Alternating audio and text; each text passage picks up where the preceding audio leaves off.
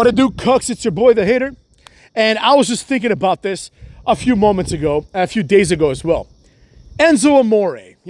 Recently, maybe a month or two ago, I did some videos on Enzo Amore. And it got me thinking, why doesn't the WWE hire this guy again? Right? Like, what could happen?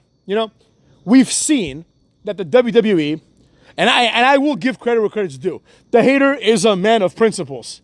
Triple H, right? Who, in my opinion, has made things worse. Not everything has been bad. One thing that I particularly like about Triple H is his willingness, or seemingly so, to give people a second chance, right? The best example probably is CM Punk, right? He worked out a deal with him, and for better or for worse, one of them or both of them had to swallow their pride a little bit, right? Because they had an acrimonious falling out, if they even had a relationship, right? Triple H has been able to negotiate that to some degree. Maybe Vince McMahon was involved too, but it sounded like it was Triple H based on the CM Punk Ariel Helwani interview, right? So that's a good like element of Triple H's reign so far. Another perhaps even better example is the return, seemingly so, of Zachary Wentz to NXT. For those that don't know, Zachary Wentz obviously was Nash Carter in NXT, and he was in a tag team with Wes Lee. Some allegations came out that have since seemingly been disproven. I'm not sure, to be honest. But his ex-girlfriend, who is Kimberly Franklin or whatever her name is, who was in WWE briefly as Abby Lath. I remember her because she had an interesting name, Abby Lath. I don't know. For some reason, I was like, that's a fun name. Basically, she said that he was like abusive or something, right? But it turns out that she's like, I don't know if she was full of shit or not, but a lot of people came to his defense and said, no, he isn't. This girl's fucking insane, right? And basically, she was like revenging him because like he broke up with her, right? And then later on, someone, I think it was her, but I'm not sure. I don't want to like say it if I'm not sure. But a picture surfaced of him dressed like Hitler or some shit like that for some costume part. I don't know for what, right? But he was dressed as Hitler. Now, the Hater understands that these are insensitive topics. And the Hater understands that the WWE was a publicly traded company. And now that TKO is a publicly traded company. So the stockholders don't want this. I get it. You know what I'm saying? Someone's got to go. And quite frankly, I'm actually really surprised. Pleasantly so, because I like Wes Lee. I'm surprised that Wes Lee didn't get fired. Because I figured once Zachary Wentz is done, a couple of months later, Wes Lee is gone. Right? In my opinion, Zachary Wentz is the superior of the two. But it's good to see that Wes Lee held the fort down. Now that Zachary Wentz is coming back, he's in a feud basically with Wes Lee, or he was. And kudos to Wes Lee for sticking around and giving an opening to bring back Zachary Wentz. Triple H was able to do this, right? He gave people a second chance. I can never excuse, absolutely never excuse, a man putting their hands on a woman. The Hater fundamentally believes that a man should almost never hit a woman. The only exceptions would be like if a woman comes at you with a fucking machete or a knife, then obviously, you're not going to just like get stabbed, right? Or if you like walk home and your wife is drowning your children in a bathtub, obviously you're going to have to like knock her out or something so she doesn't kill your kids, right?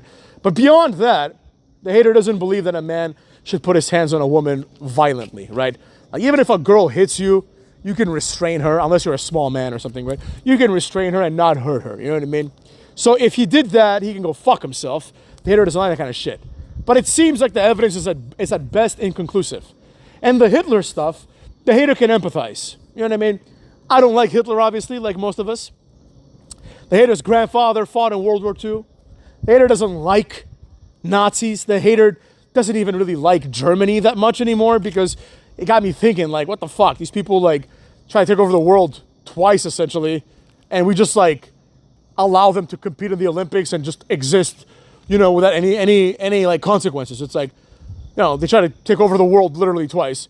One of them, the second time, the worst time, they tried to genocide various groups of people, including homosexuals, the disabled, the Jews, obviously, the gypsies, a bunch of people that had never done anything to them. And we just are like, oh, okay, war's over, like, cool, see you at the World Cup, you know what I mean? I don't like that kind of shit.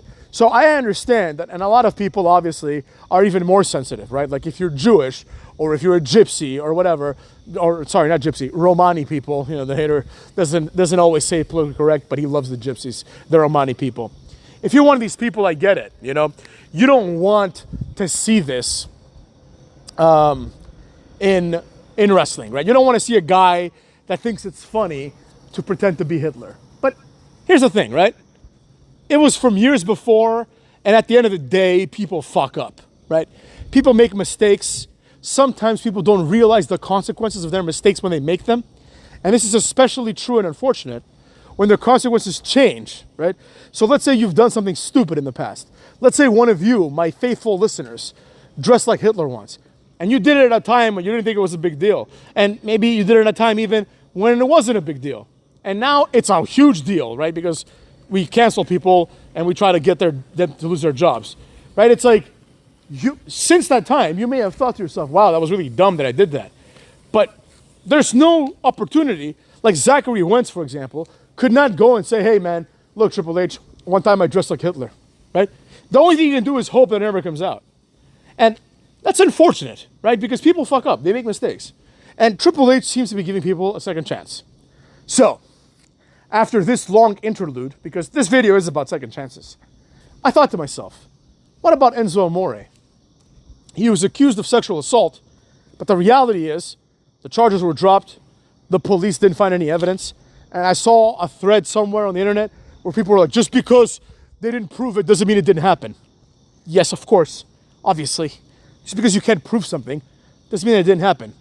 Just like, for example, if I were to pick one of the names in the comments and just declare them to be a pedophile, right? I won't be able to prove it because I'm just making that shit up. But just because I can prove it doesn't mean it didn't happen. You see how stupid that argument is? And that's the people online. Like, in American jurisprudence, we believe in innocent till proven guilty. And if you can't be proven guilty, we must treat you like you're innocent. Otherwise, we're hypocrites. You see what I'm saying? O.J. Simpson probably murdered his wife and the other guy, right? But the fact of the matter is, he wasn't proven guilty. So it is unethical for us to treat him like a murderer, even though he was exonerated, right? Similarly, Enzo Amore was exonerated because charges weren't even pressed. So that being said, why should the WWE bring back Enzo Amore? Well, I think the answer speaks for itself. Enzo Amore is by far one of the most charismatic people to ever do anything in wrestling since the Attitude Era. And he is one of the very few that would have survived in the Attitude Era. He would have had a spot in the Attitude Era. It wouldn't have been a high spot, but he would have had a spot. Enzo Amore has the capacity to get himself over and to get other people over. So the WWE can only benefit, in my opinion, from re-signing Enzo Amore.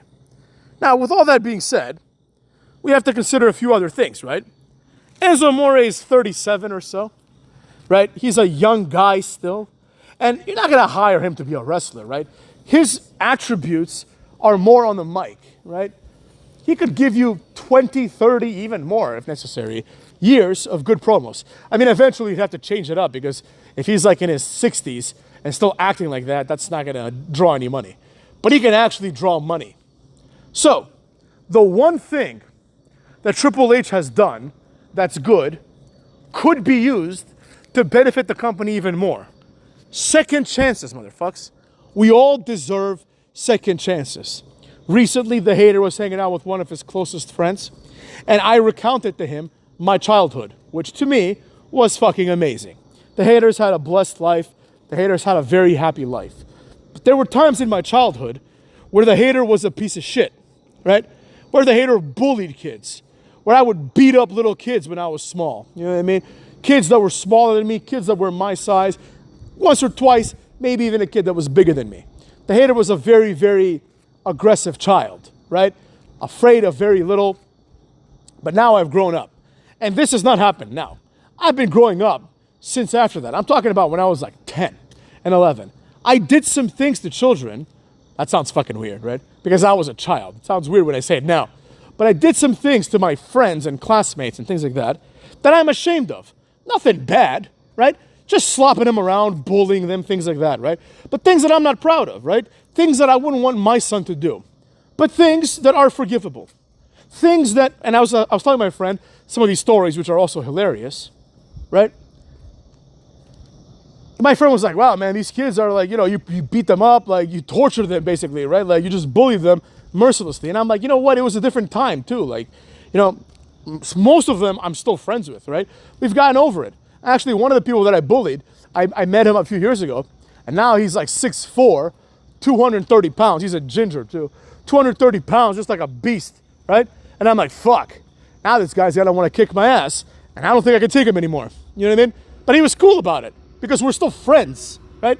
All the people that I've bullied and that I've mistreated are my friends to this day, right? But I still feel bad about it. But they gave me a second chance. And there have been people that have mistreated me and have bullied me when I was small. Like the older kids from the neighborhood. They'd bully me and my friends because we were smaller and weaker. And when we grew up, and we started going to the gym, and we started to like turn up a little bit, we didn't go to them and get revenge. We let it go, motherfucks. And that's one thing that in this society, in this cancel culture driven society, we don't do anymore. But the benefits, as usual, outweigh the costs. Giving people second chances, and sometimes third chances, and fourth chances, is good overall. Now, the hater does not advocate being a dipshit. If someone wronged you to a point where you can't forgive them, obviously, not everyone deserves a second chance. But most people do. Especially if there are extenuating circumstances. If the person was young, if the person was naive, if the person was stupid, if the person was drunk maybe, right? If the person was furthermore exonerated, or if enough time has passed, you give someone a second chance. I can't fully hate or even dislike Triple H because he seems to understand this. He seems to get it. And there's going to be a point.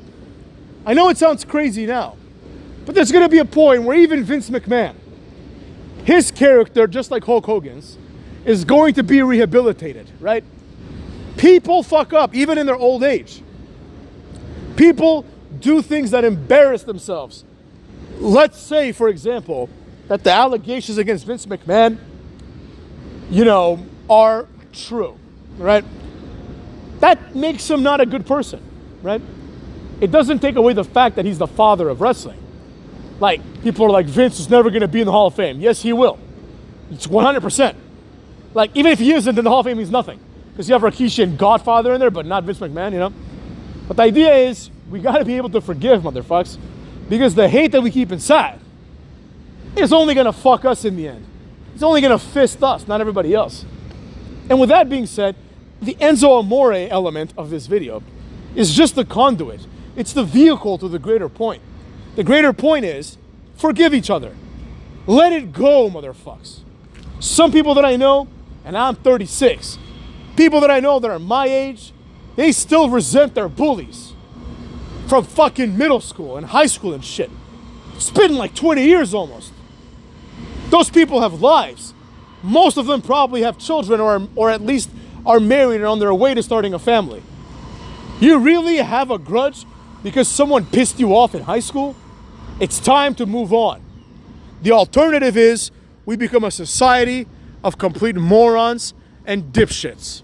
And we get people that perform school shootings and other atrocities that should never happen. If people learned how to forgive, how to give second chances, how to be kind, the hater today is very proud of who he is as a person. I'm a very good person.